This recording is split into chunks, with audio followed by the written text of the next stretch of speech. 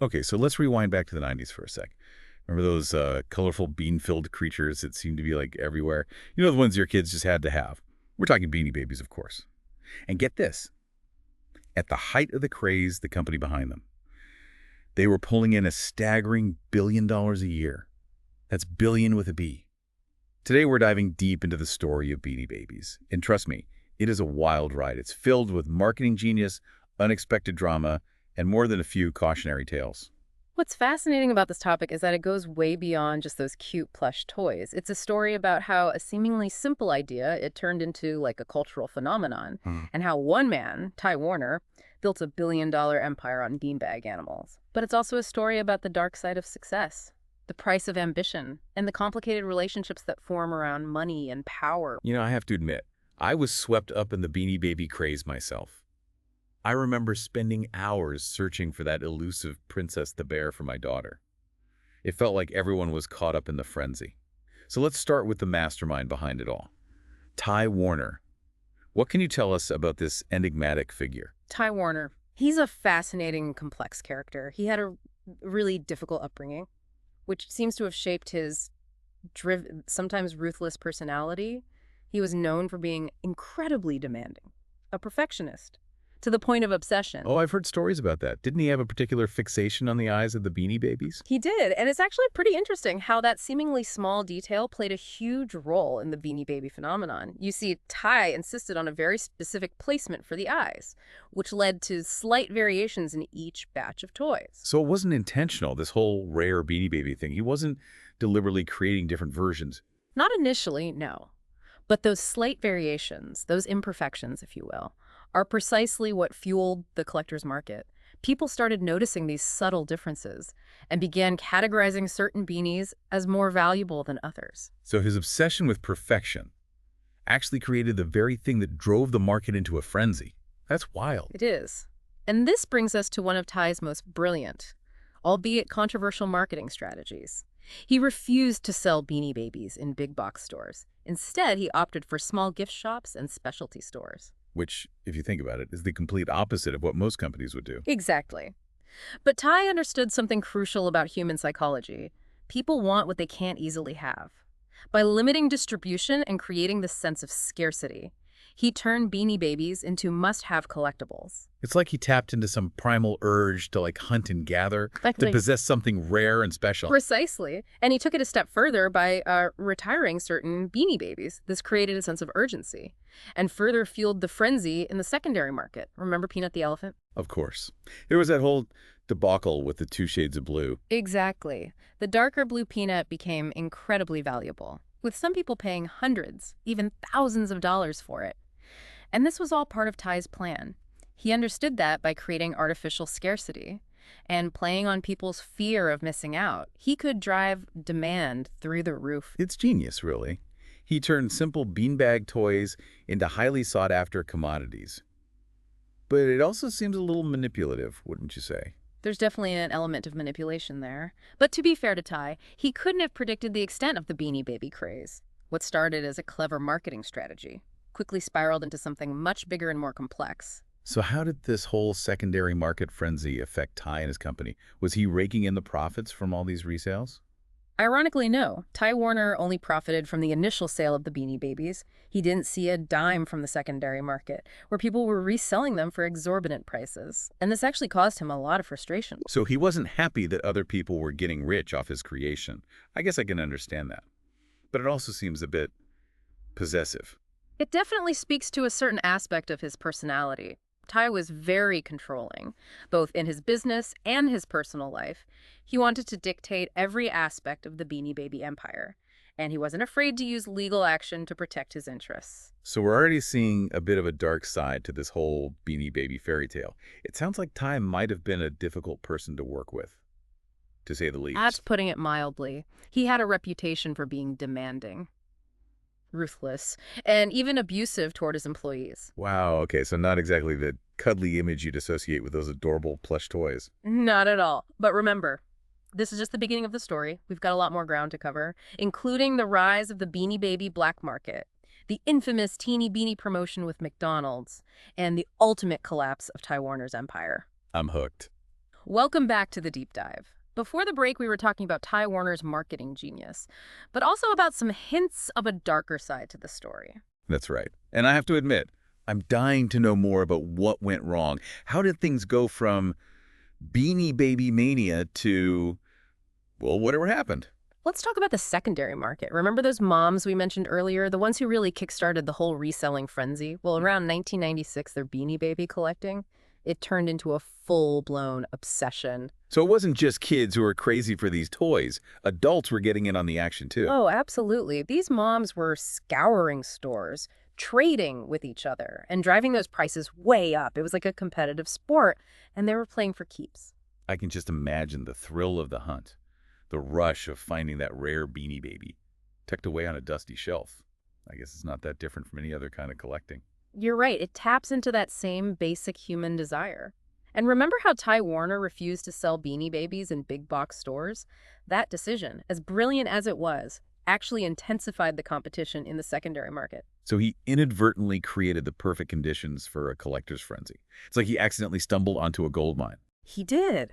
And don't forget about his fixation on those eyes. That led to all those slight variations, which the moms quickly learned to identify and categorize. So Ty's perfectionism, which probably drove everyone around him crazy, actually ended up playing right into the hands of these collectors. That's pretty ironic. It really is. And then, of course, he started retiring certain Beanie Babies, which just poured gasoline on the fire. Like he was a master manipulator, Yeah. even if some of it was unintentional.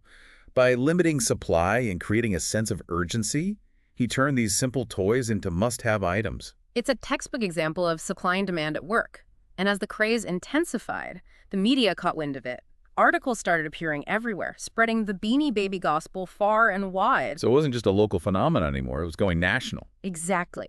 And get this, one of those Neighborville moms just happened to be a freelance writer for People magazine. She wrote a piece about Beanie Babies, and that's when things really exploded. Wow, talk about being in the right place at the right time. That must have been like throwing a match on a pile of dry leaves. It was. Suddenly, Beanie Babies were everywhere. Prices skyrocketed, and people were convinced these toys were the key to their kids' college funds. So how did Ty react to all of this? Was he happy about the secondary market frenzy? Or did it rub him the wrong way?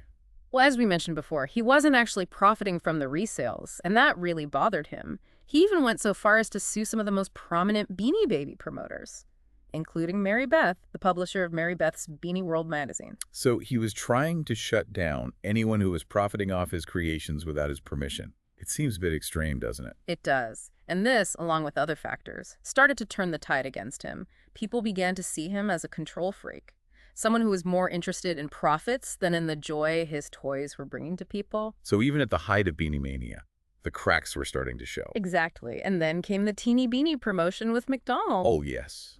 The Happy Meal toys that caused absolute mayhem. Tell me more about that. Well, in 1997, Ty finally caved to the pressure and agreed to partner with McDonald's to create miniature Beanie Babies for their Happy Meals. I can only imagine the chaos that ensued. It was pandemonium. People were lining up for hours, fighting over Happy Meals, even sending their kids into traffic to chase after dropped toys. McDonald's had to ration the teeny beanies. But even that didn't stop the frenzy. So Ty finally made Beanie Babies accessible to the masses. But at what cost? That's the question, isn't it?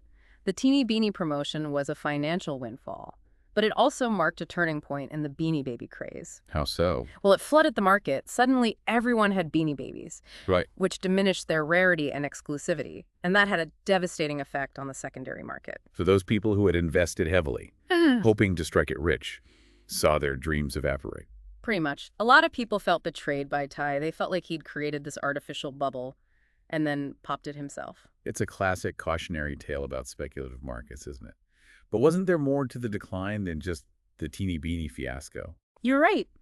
Remember how we talked about Ty's controlling nature? Well, that started to catch up with him. He was suing people, refusing to license his products, and generally alienating a lot of folks. So his own actions contributed to the downfall of his empire. They certainly played a role. The magic of Beanie Babies was fading, and Ty's behavior wasn't helping. So what did he do? Did he try to salvage the situation? He did, but his efforts were pretty much doomed from the start.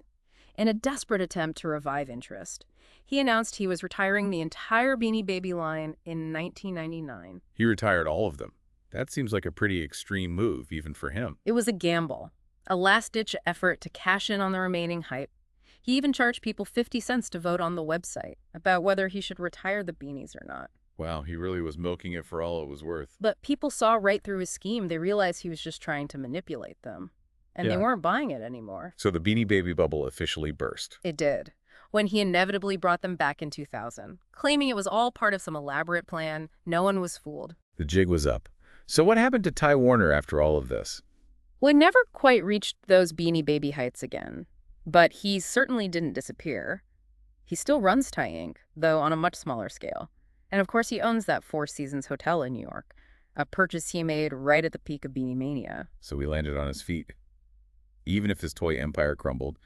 But didn't he run into some legal trouble later on? He did. In 2013, he faced charges for tax evasion, related to over $100 million hidden in a Swiss bank account. Wow, talk about a plot twist. Yeah. So even after the Beanie Babies faded away, there was still plenty of drama in Ty Warner's life. It seems like he had a knack for finding trouble, both in his business dealings and in his personal relationships. Speaking of which, we haven't talked much about the women in his life. What can you tell us about his relationships with Patricia Roach, his business partner, and Faith McGowan, his long-term girlfriend? Well, that's where things get really interesting and, frankly, pretty heartbreaking. Ty's relationships with women were, to put it mildly, complicated. He had a pattern of mistreating them, both professionally and personally. Patricia Roach, for instance, was instrumental in the success of Ty Inc., but he constantly undermined and undervalued her. We've been talking about Patricia and Faith, both of whom were treated poorly by Ty. Are there any other key players in his life whose stories we should know? Did he have any, positive relationships during this time? Well, one relationship that stands out is his connection with his sister Joy. They were never particularly close, and Ty even refused to help her financially at times. But there's a fascinating twist to their story. Okay, I'm intrigued. What happened? Despite all the drama and dysfunction in Ty's life, and despite his tendency to push away those closest to him, Joy is set to inherit his entire fortune when he passes away. Really? That's unexpected.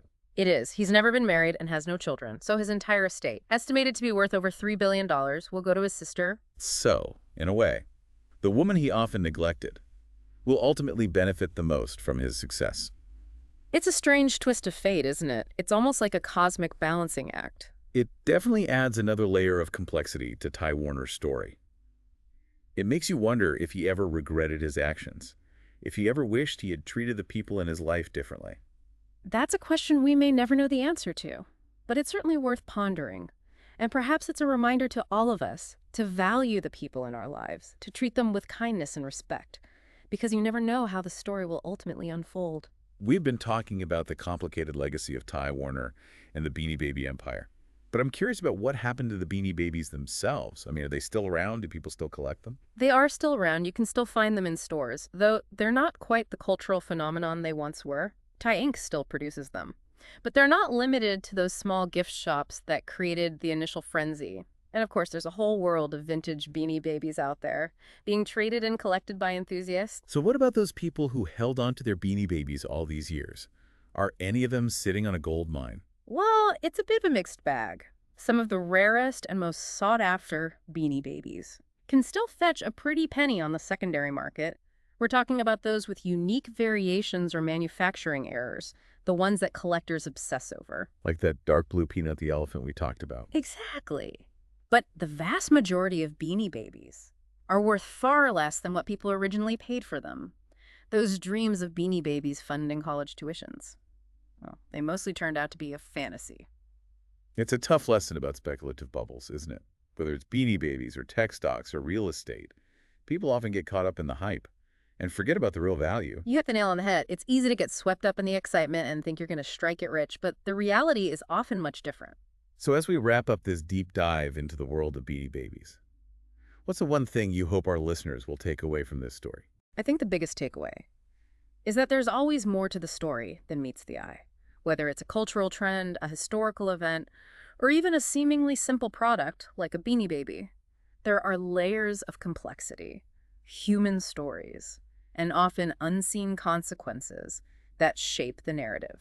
It's a reminder to be curious, to ask questions, Huh. dig a little deeper, because you never know what fascinating insights you might uncover. Exactly. And who knows, maybe the next time you see a Beanie Baby, you'll look at it with a newfound appreciation for the wild ride it took to get here. Well said. It just goes to show that even the most unassuming objects can have fascinating stories behind them. And that's what we're all about here on The Deep Dive. We take seemingly simple topics and explore them in depth, uncovering the hidden layers and unexpected connections that make the world such a fascinating place. It's been a pleasure diving deep with you today. The pleasure was all mine. And to our listeners, thank you for joining us on this journey. We hope you learned something new, gained a new perspective, and maybe even had a few laughs along the way. And if you enjoyed this episode, be sure to subscribe to The Deep Dive. We have a whole lineup of fascinating topics waiting to be explored. Until next time, keep your Yeah. minds curious and your hearts open. Yeah.